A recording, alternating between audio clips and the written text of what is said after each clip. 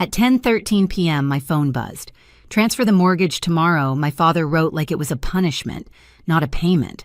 2 hours earlier, my mother had smiled as she handed out dessert. Everyone got a slice but my son.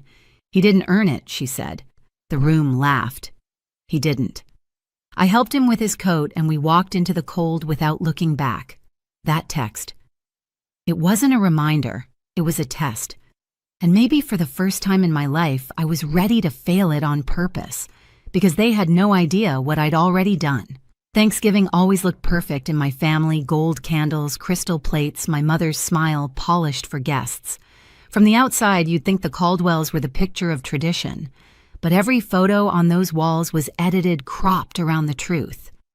My name's Swara, the quiet one, the firstborn, the one who learned early that love here came with receipts. My mother, Elaine, has a gift for control disguised as grace. She hosts, she smiles, she decides who's earned affection that day.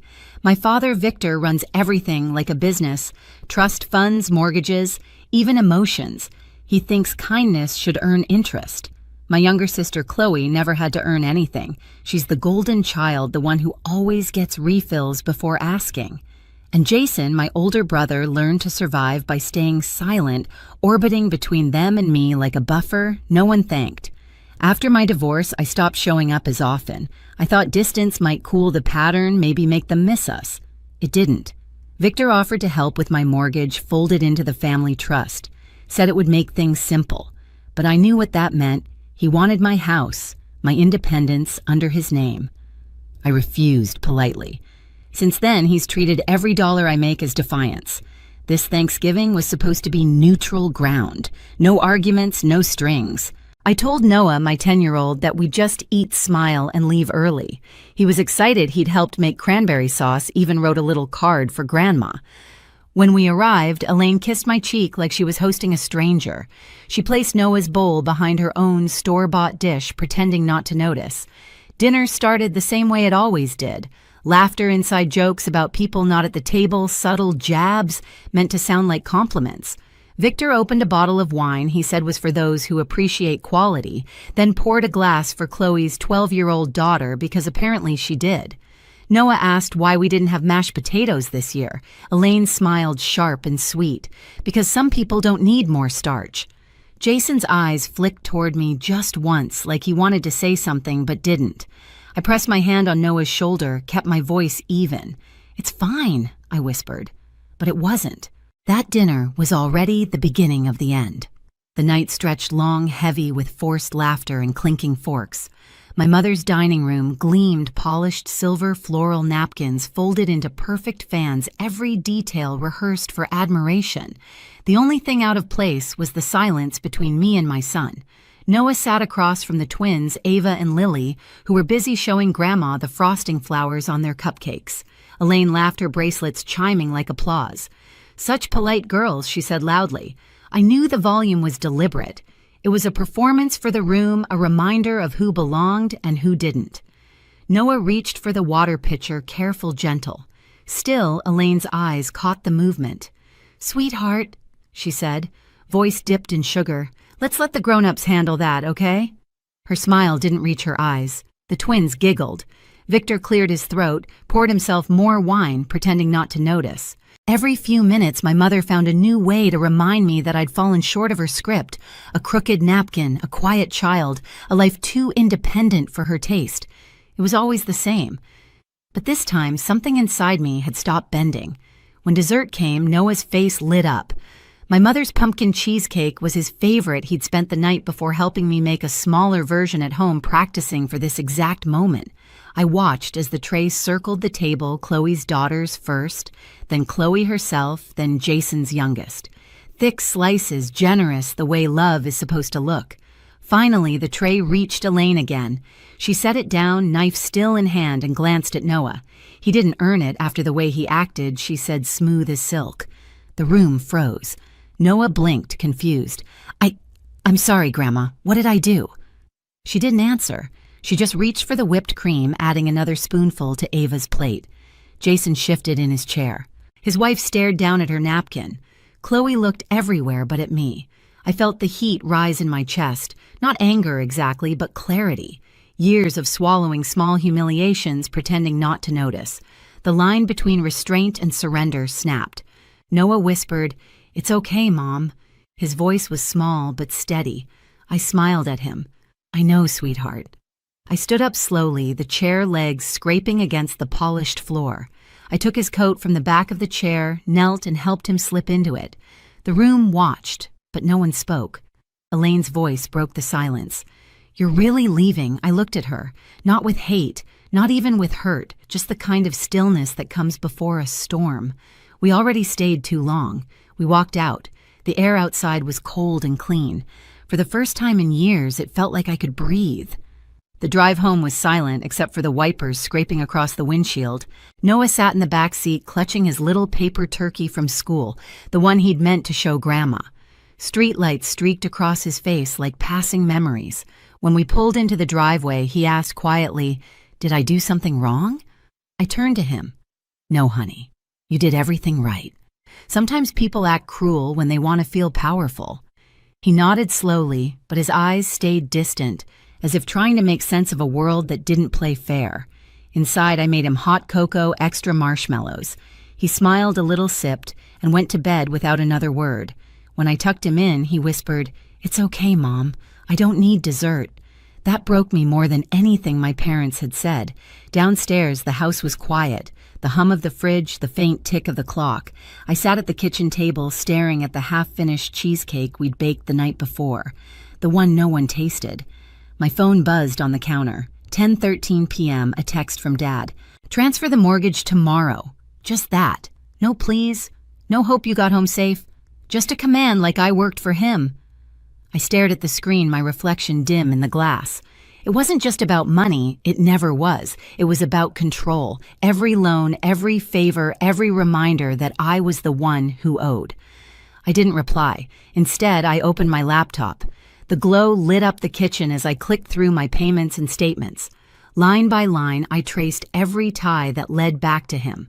The trust fund, the joint investments, the property connections. Every chain disguised as help.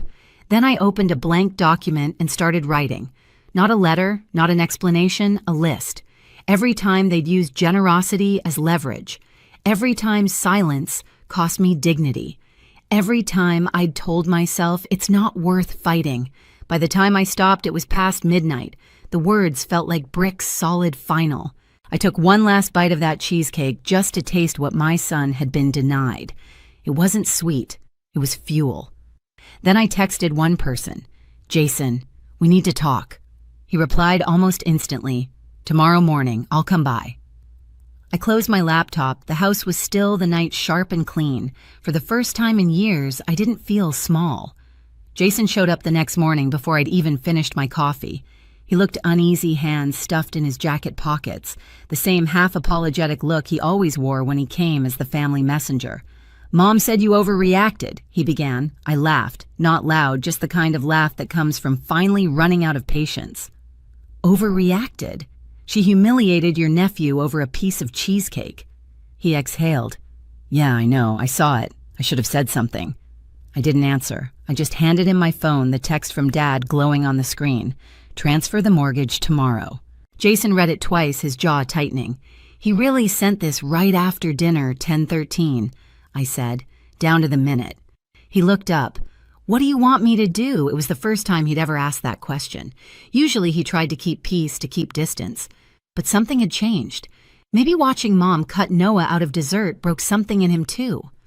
"I want out," I said. Completely. From the trust, the mortgage, everything tied to them. Jason nodded slowly, thinking. That's possible. Complicated, but possible. He hesitated before adding, "There's something else you should know." He explained that while refinancing his house last year, he'd seen paperwork for the lake house, the second home our parents bragged about as their retirement dream. 10 years ago, I had co-signed part of the down payment before my divorce just to help. They said my name would be temporary just until their finances cleared. But no one had ever taken it off. So, technically, Jason said, "You're still part owner." I blinked. "You're kidding." He shook his head. "And they're about to lease it for summer. 5 figures a month. They didn't tell you because they assumed you wouldn't notice." Something in me shifted. All those years of being dismissed, diminished, treated like background noise, and now I had something that couldn't be ignored. I don't want revenge, I said quietly. I just want them out of my life. Jason met my eyes. Then let's make that legal. That afternoon, we met with the family's attorney, the same man who'd handled every Caldwell asset for decades. He greeted us politely, not yet aware he was sitting in the middle of a storm. I told him I wanted to separate my portion of the trust to close every shared account linked to my father. Jason supported me calm and steady. The lawyer hesitated, clearly uncomfortable. Your parents might not. I cut him off. They don't get a vote. He nodded, typing quietly. The sound of keys felt like a heartbeat. When we left, Jason turned to me. You know they'll come after you for this, right? I know, I said. But they'll come to a locked door. 3 days later, it started. 6 missed calls from my mother, 3 from Dad, 1 voicemail. You're sabotaging this family, Swara. That boy of yours needs to learn his place. If you keep pushing, you'll regret it. Her voice was calm, too calm, like she was reading from a script she'd practiced her whole life. I forwarded it to Jason. He texted back 5 words. We're done. Officially, this time. The next morning, I got an email from the trust administrator. Subject line pending amendment request. I stared at it, heart steady, not racing. This was control slipping from their hands, and I knew it. But my parents weren't the kind to surrender quietly. January 7th, Jason's birthday. It had always been the only family gathering that felt halfway genuine. No decorations, just pizza kids, running around laughter that didn't feel rehearsed. So when my phone buzzed that morning with a tag notification, I didn't think much of it until I saw the post. A photo of the lake house decked out with lights and banners. My mother's caption read, "Surprise party for our amazing son, the man who holds our family together." She tagged everyone Jason, his wife, his kids, not me, not Noah. I called Jason immediately. He answered on the first ring, his voice sharp. "What the hell is this?" "They didn't tell you," I asked. "No," he said flatly. "They just decided." We looked at each other over speakerphone, both quiet for a moment. Then he said, "We're going." When we pulled up to the lake house, the driveway was packed. Cars lined the road. Music drifted out from the patio, low and polished, like a soundtrack to their denial. Inside, relatives I hadn't seen in years held glasses of wine. My mother stood near the fireplace, glowing under soft lights. When she saw us, her face flickered. Shock, then panic, then a smile that didn't fit. "Jason Swara. What a surprise," she said too brightly. Jason didn't waste time. "Why did you post that party like I planned it?" Her hand froze mid-gesture. "It was meant to be a nice surprise." "No," he said. His voice cut through the room like glass breaking. "You used me to fix your image." People started whispering. My father stepped forward, jaw tight. "Lower your voice, son." Jason turned to the crowd.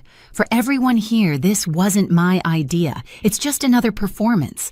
And if you came thinking this was a real family celebration, you've been misled." Silence. Someone coughed. A cousin set down his drink. My mother's face flushed. We were trying to make peace.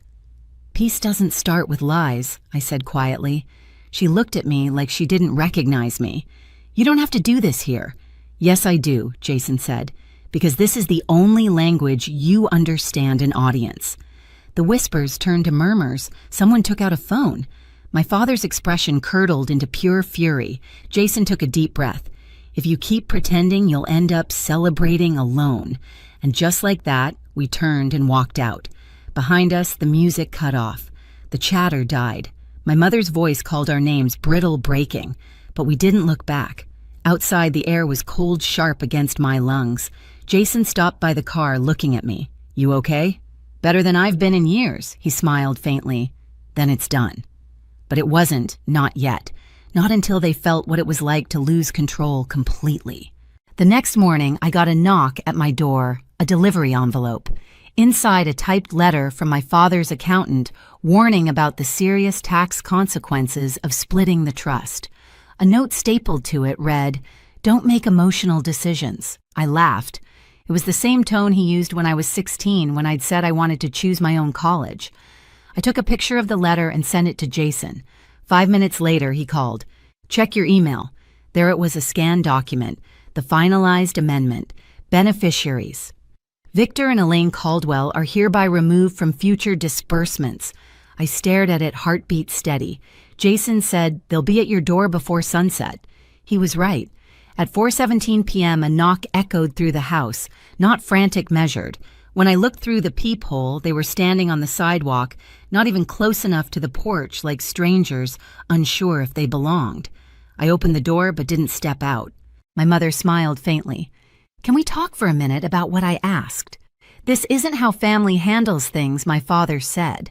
Family doesn't go through lawyers. I met his eyes.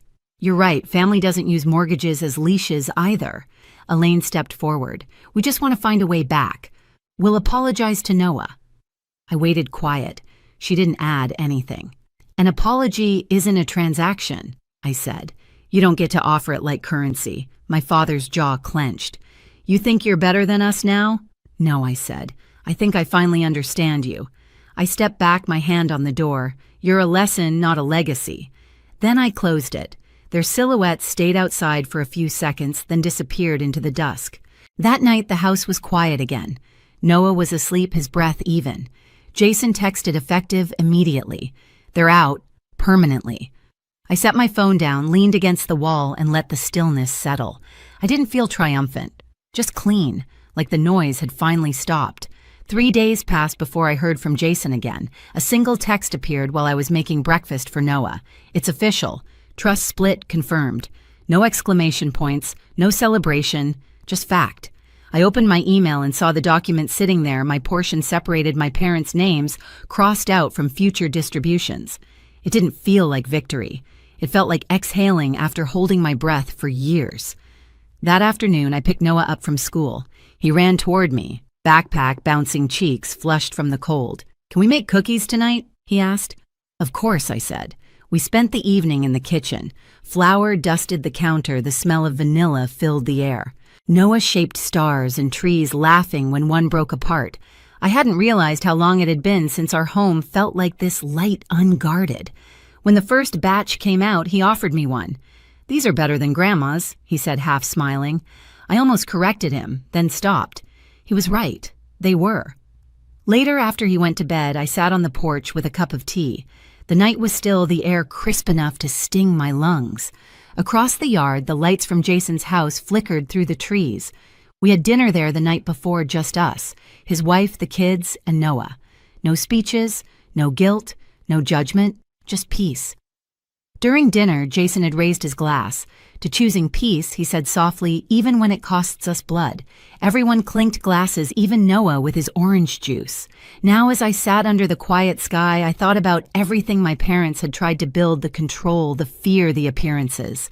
They'd lost all of it the second I stopped playing along. My phone buzzed once more. A missed call from Mom. No voicemail. Just silence. Her favorite weapon finally turned useless. I didn't call back.